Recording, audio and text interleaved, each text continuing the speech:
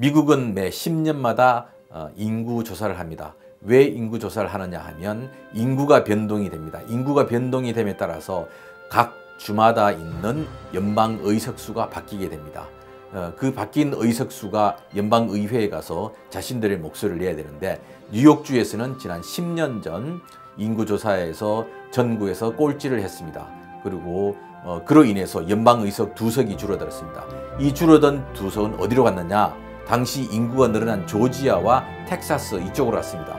아시다시피 텍사스와 조지아는 이민 입장에 있어서는 전혀 반대의 입장을 가질 수밖에 없는 지역입니다.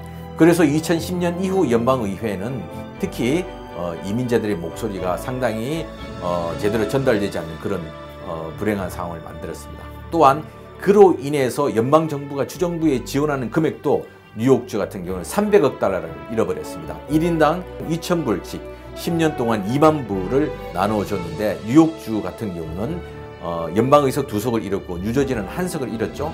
그러면 2석이면 보통 150만 명 정도고, 150만 명이 10년 동안 2,000불씩 받지 못했다 그러면 거의 300억 달러의 손해를 본 것입니다.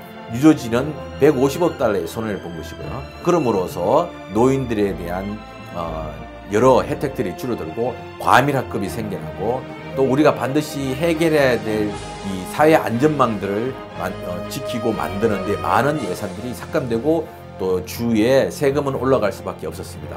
단적인 예로 퀸즈가 그 당시 전체 인구조사에서 꼴찌를 했습니다. 얼마이냐면 52%였습니다. 응답률이 52%인데, 그러면서 퀸즈주에는 과밀학급이 눈에 띄게 늘어나게 되었습니다. 특히 여기에 있는 하이스쿨 같은 경우는 점심을 8시 반에 먹어야 되는 이런 불상사가 생기기도 했습니다. 그래서 이번에는 어떻게 하든지 인구조사에서 제대로 응해서, 특히 인구조사에는 시민권, 영주권, 수류 미비자, 그 다음에 일시 체류자, 유학생, 지상자 모두 다 해야 됩니다.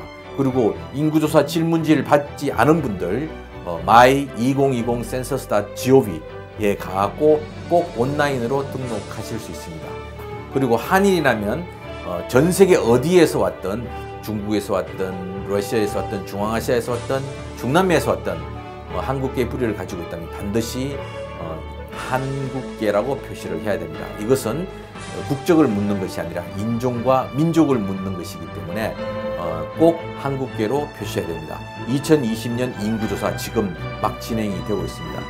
여러분이 참여하면 그만큼 여러분의 커뮤니티와 여러분의 주가 튼튼해지고 더 많은 돈을 확보합니다.